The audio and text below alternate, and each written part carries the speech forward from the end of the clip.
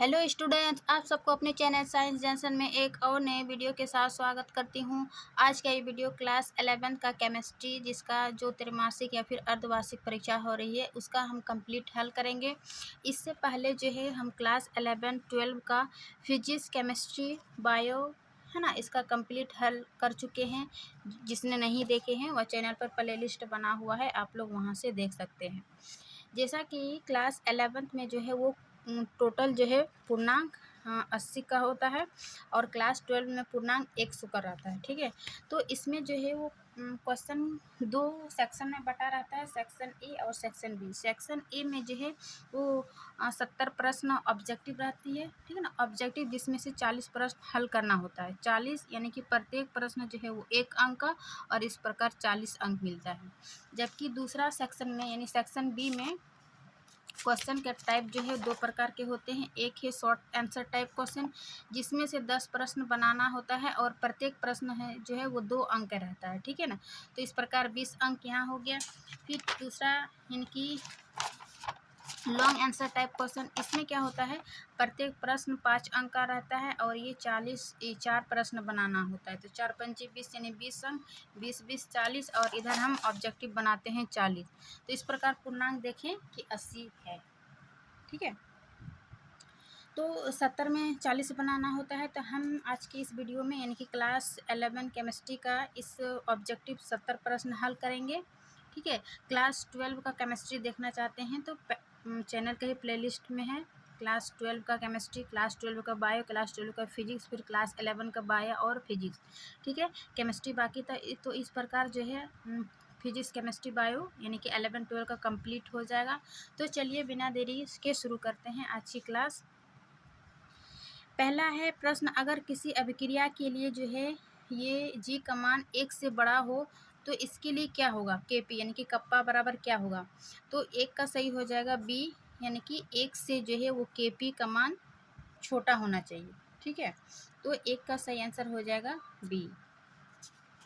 फिर ये प्रश्न नंबर दूसरा कि एक ऊष्माशोषी अभिक्रिया के स्वतः प्रवर्तित होने के लिए, ठीक है, ये कौन सा मतलब ये डेल्टा जी का मान क्या होगा। एक ऊष्माशोषी अभिक्रिया के लिए स्वतः परिवर्तित होने के लिए, तो इसका 2 का सही मान होगा ए, यानी कि डेल्टा जी का मान जो है वो 0 से छोटा होना चाहिए। 2 का ए सही।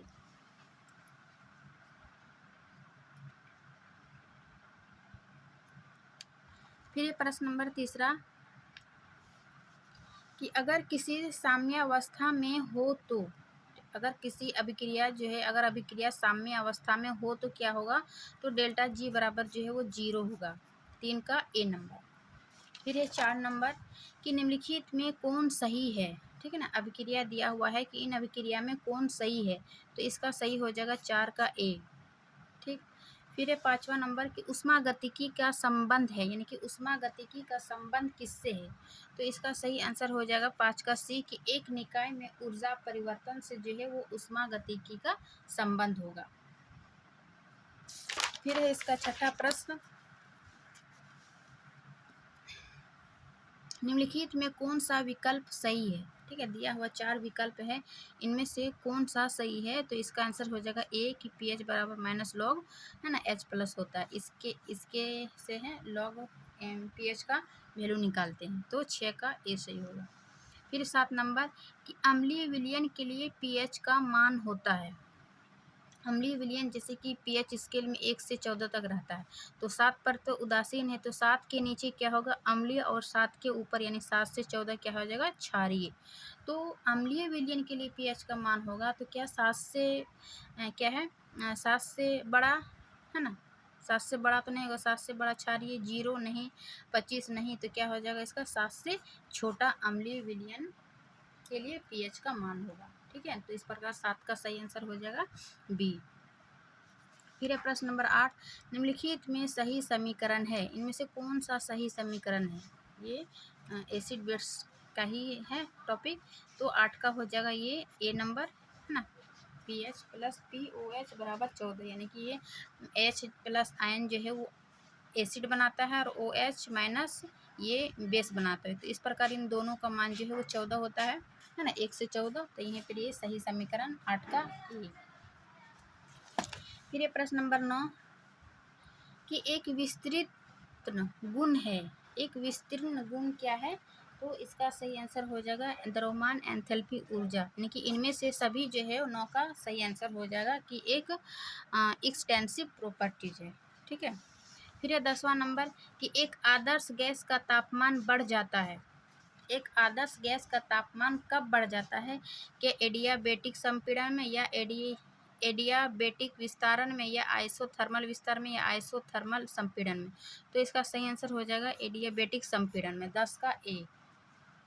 ये क्या होता है कि मतलब बिना हीट के जो है उसके एक्सचेंज के लिए कंप्रेशन करने पर ये दाब और तापमान में बढ़ जाता है ना, एक आदर्श गैस का। तो सही होगा 10 का ए।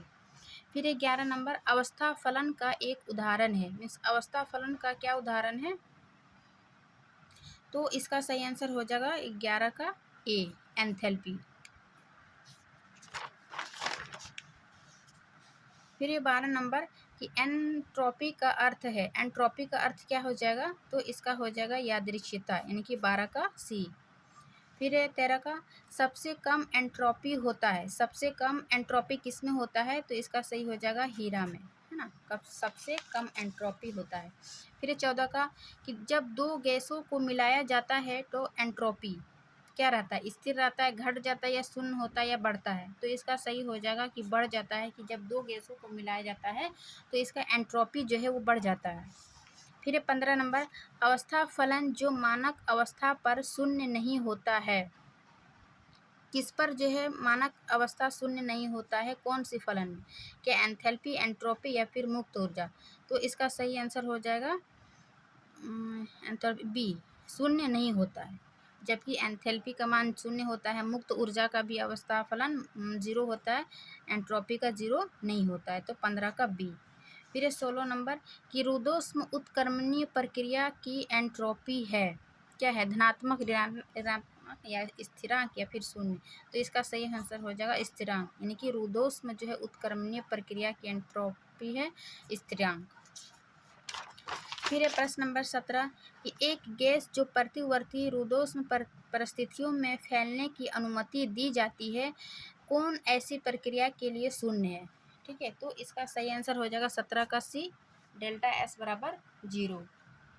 फिर 18 नंबर 283 केल्विन पर बर्फ पिघलने की प्रक्रिया के लिए डेल्टा ची का चिन्ह क्या है ना? 288 केल्विन पर बर्फ पिघलने की प्रक्रिया के लिए। तो इसका सही आंसर हो जाएगा सी, ये जो है इसका मान 0 से कम होना चाहिए। ठीक है। क्योंकि नॉर्मल जो है बर्फ का पिघलने का तो वो 273 है, लेकिन यहाँ 283 केल्विन पर बोल रहा है, तो इसका 0 से जो है कम होना चाहिए डेल्टा जी का मान। ठीक है। 1 मिनट, ये पेंसिल का नीब टूट गया है।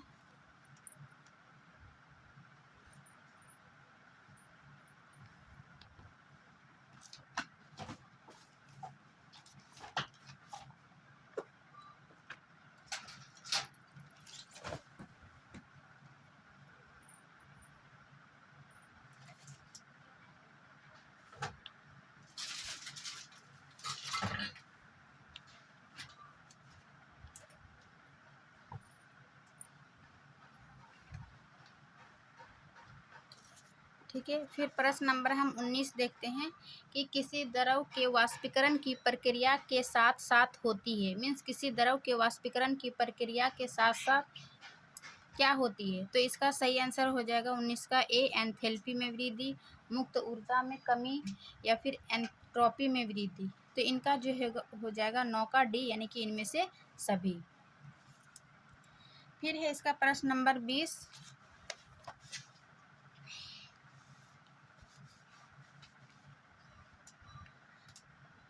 किरचॉफ के समीकरण में कौन सा कारक अभिक्रिया की ऊष्मा को प्रभावित करता है? ठीक है। तो इसका सही आंसर हो जाएगा तापमान। तापमान क्या करते हैं?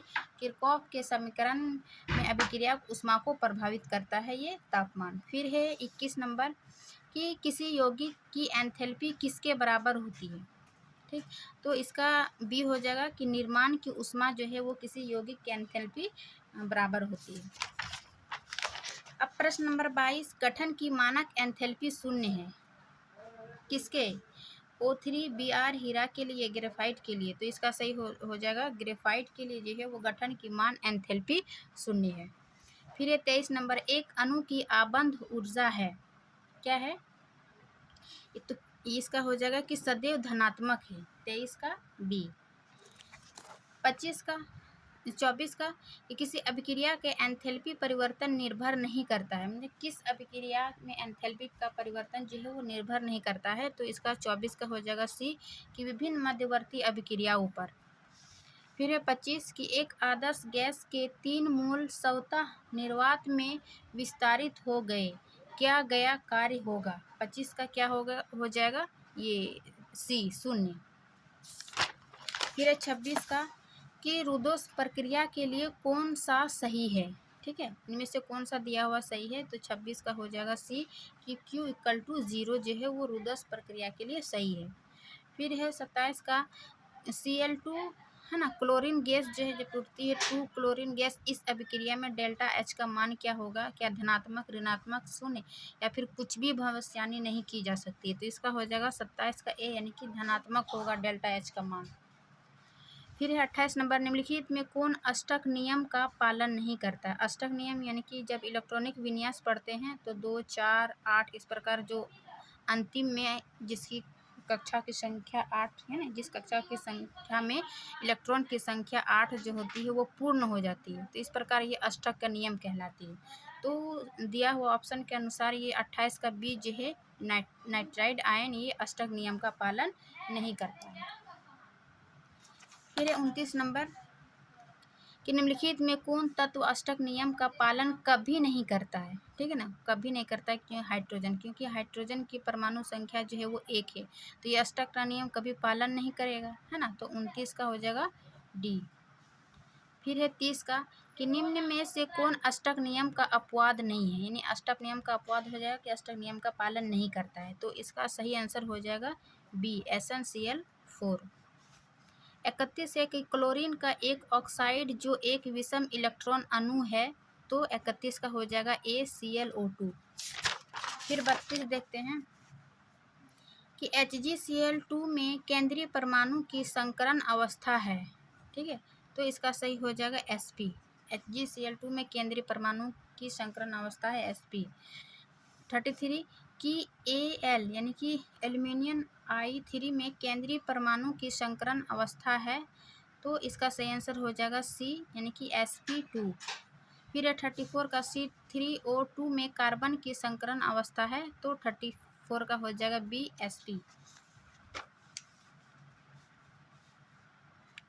फिर 35 का संकरण से हमारा तात्पर्य किसके संकरण से है? क्या इलेक्ट्रॉन, प्रोटॉन, परमाणु या परमाणु कक्षक? तो इसका सही हो जाएगा कि परमाणु कक्षक से इलेक्ट्रॉन संकरण से हमारा तात्पर्य है। फिर 36 का sp3d संकरण में शामिल d ऑर्बिटल्स है, क्या है? तो 36 का सही हो जाएगा बी, dz², ठीक है। 37 का कि एक sp3 संकर कक्षक में होता है, क्या होता है? 3/4 p स्वरूप, है ना। 37 का सी। फिर 38 का सल्फेट आयन का आकार है, सल्फेट आयन का आकार क्या हो जाएगा? तो इसका चतुष्फलकीय, 38 का डी। फिर 39 का निम्नलिखित किस यौगिक में 4 बंध युग्म और 1 एकाकी युग्म है ना, तो इसका सही हो जाएगा 39 का सी, SF4। 40 निम्नलिखित में से किस अणु में सबसे लंबा नाइट्रोजन बंधन है? तो 40 का ए सही रहेगा, N2H4। फिर 41 का निम्नलिखित में से किस अणु में कार्बन बंध ऊर्जा का मान उच्चतम है? दिया गया कि इनमें से किस कार्बन का जो है वो कार्बन बंध ऊर्जा का मान सबसे अधिक होगा, तो इसका सही आंसर हो जाएगा 41 का सी, C2H2। फिर 42 का निम्नलिखित में से किसकी बंध लंबाई सबसे छोटी है ना, तो इसका सही हो जाएगा F2 का। अब हम आगे देखते हैं 43 का कि एथीन में कार्बन कार्बन बंध दूरी कितनी होती है? तो इसका सही हो जाएगा सी, 33 का सी कि 134 pm। फिर निम्नलिखित में किसमें कार्बन हैलोजन बंधन सबसे मजबूत है? तो इसका सही रहेगा 44 का सी, CH3F में। बंध लंबाई का सही क्रम है, यानी कि बंध जो कि बॉन्ड बनाते हैं, सिंगल बॉन्ड, डबल बॉन्ड, है ना, तो सही क्रम क्या है? तो इसका सबसे पहले होगा ट्रिपल बॉन्ड, है ना, फिर ये ट्रिपल बॉन्ड जो है वो डबल बॉन्ड, फिर सिंगल बॉन्ड, इस प्रकार जो है इसका सही क्रम होगा, यानी कि सबसे अधिक ये आकर्षण किसमें होगा, सॉरी ए, यानी कि बंध लंबाई का सही क्रम जो है 45 का बी सही होगा। फिर 46 का बंध की लंबाई किससे प्रभावित नहीं होती है?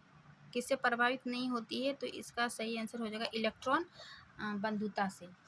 47 का कि एलन संरचना में 3 कार्बन परमाणु जुड़े होते हैं, किससे जुड़े होते हैं एलन संरचना में 3 कार्बन परमाणु? तो इसका सही हो जाएगा सी, 47 का सी, 2 5 + 2 पाई द्वारा, ठीक है।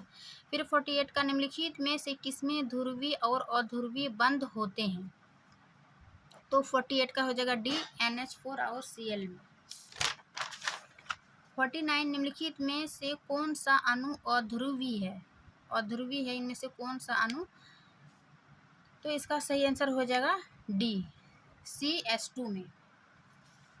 50 निम्नलिखित में से किसका द्विध्रुव आघूर्ण सबसे अधिक है? तो इसका सही हो जाएगा बी, यानी कि मेटा डाइक्लोरोबेंजीन का द्विध्रुव आघूर्ण सबसे अधिक है ऑप्शन के अनुसार। फिर 51 C2+ का बंध क्रम है, तो 51 का सी सही रहेगा, 3/2। प्रतिचुंबकीय अणु है, प्रतिचुंबकीय अणु कौन सा है? तो इसका हो जाएगा कार्बन अणु, 52 का सी। आणविक कक्षीय सिद्धांत के आधार पर कौन सा अणु अस्तित्व में नहीं है? ठीक है, तो 53 का सही आंसर हो जाएगा बी, He। अधिकतम बंधन ऊर्जा दर्शाती है, 54 का क्या हो जाएगा ए, है ना, 54 का ए, O2 अधिकतम बंध दर्शाती है, बंधन ऊर्जा। 55 का है कि निम्नलिखित में से किस आयन में अनुनादी संरचना होती है? ठीक, तो इसका सही हो जाएगा कि इनमें से जो है ऑप्शन के अनुसार ए, बी, सी, इनमें सभी में होता है, 55 का डी। NO2 में कितनी अनुनादी संरचना बनाई जा सकती है?